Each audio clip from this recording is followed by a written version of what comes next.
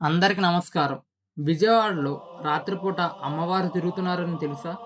అసలు అమ్మవారిని police station ఎందుకు పెడతారు? అసలు విజయవాడకి ఇంద్రకీలాద్రి అని పేరు ఎలా వచ్చిందో మీకు తెలుసా?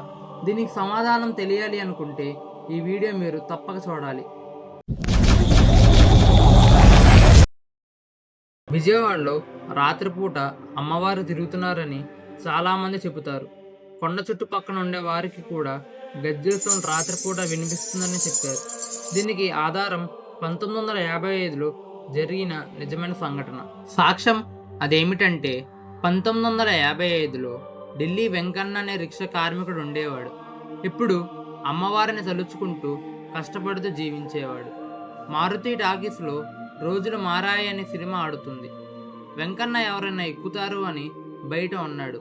అదే సమయంలో ఒక పెద్ద ఆవిడ మొహం నిండా పసుపు రాసుకొని, నుదుటి మీద బొట్టు పెట్టుకొని, ఎర్ర చీర కట్టుకొని, చేతి నిండా గాజులతో, కాళ్ళకి గజ్జెలతో, ఒంటి మీద నగలతో ఒక పెద్ద ఆవిడ బయటికి వచ్చింది.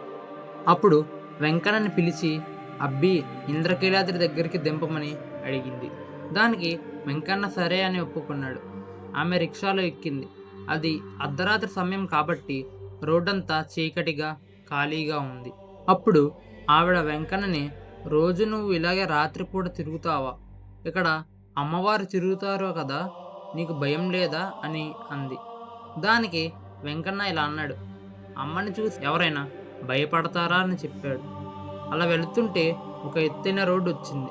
రోడ్ ఎక్కించడానికి వెంకన్న కష్టపడుతుంటే, బాబు నేను దిగనా అని ఆమె అన్నది.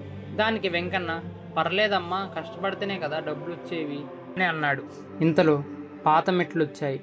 వెంకన్న రిక్షా ఆపి, ఇంద్రకీలాద్రిలో మీ ఇల్లు ఎక్కడా అని వెనక్కి తిరిగాడు.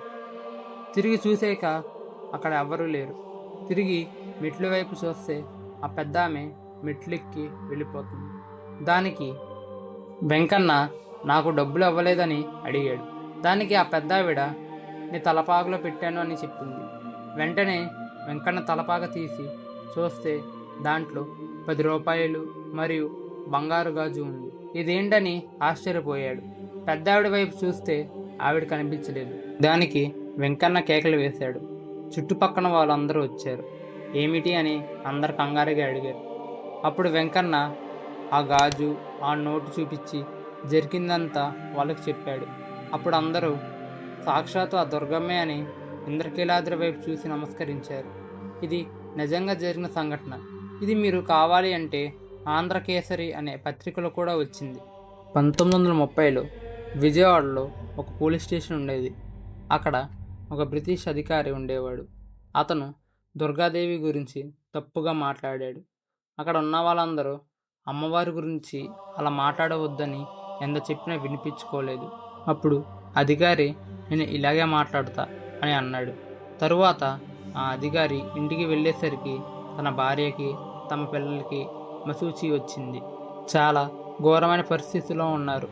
అది చూసి అధికారి భయపడి అమ్మవారి దగ్గరికి వెళ్ళి, అమ్మ నన్ను క్షమించు, అహంకారంతో తప్పు చేశాను, నా భార్య పిల్లల్ని రక్షించు అని వేడుకున్నాడు. రక్షించావు అంటే నీ ఉత్సవం చేస్తానని వేడుకున్నాడు. అని ఇంటికి వెళ్ళేసరికి తన భార్య పిల్లలకి ఒంటి మీద ఒక మచ్చ కూడా లేకుండా తగ్గిపోయింది. అందుకని ఒక్కరోజు మొత్తం అమ్మవారిని పోలీస్ స్టేషన్ ఉంచి ఉత్సవం చేసి ఆచారం అప్పటి నుంచి ఇప్పటి వరకు కొనసాగుతుంది. పూర్వం కీలుడనే యక్షుడు ఆ మహాశక్తి కరుణాకటాక్షలను అర్థిస్తూ కృష్ణానది తీరంలో తపస్సు చేశాడు. భక్తుల కోరికలు తీర్చే అమ్మవారు కీలుడికి దర్శనమిచ్చి వరం కోరుకోమంది. అప్పుడు ఆ కీలుడు నిరంతరం నా హృదయం మీద నువ్వు నివాసం ఉండాలని కోరాడు. దానికి అమ్మ తదాస్తు అంది. అయితే నాయన, నీకు పర్వత రూపంలో అమరత్వాన్ని ప్రసాదిస్తున్నాను. నేను కొంతకాలానికి అసుర సంహారం చేసి తరువాత ఈ పర్వతం మీద నివాసం తీసుకుంటాను అని నీవు కృష్ణానది తీరం దగ్గర పర్వతంలాగే ఉండు అని అమ్మ ఆజ్ఞాపించింది. అమ్మ చెప్పినట్లే ఎప్పుడు జరుగుతుందా అని ఆ కీలుడు కొండ రూపంలో ఎదురు చూశాడు. అమ్మ వరం ఇచ్చినట్లే కృతయుగంలో మహిషాసురుణ్ణి సంహరించి మహిషాసుర మర్దినిగా కొండపై నిలిచింది. కీలాద్రిపై అమ్మవారు వెళుతున్న తర్వాత ఇంద్రాది దేవతలు అనునిత్యం వచ్చి అమ్మవారిని పూజించేవారు. అందుకే ఇంద్రకీలాద్రి అని పేరు వచ్చింది. ఇంతే గైస్, మీకు ఈ వీడియో నచ్చితే లైక్ చేయండి, షేర్ చేయండి. మరెన్నో వీడియోల గురించి నా ఛానల్ని సబ్స్క్రైబ్ చేయండి.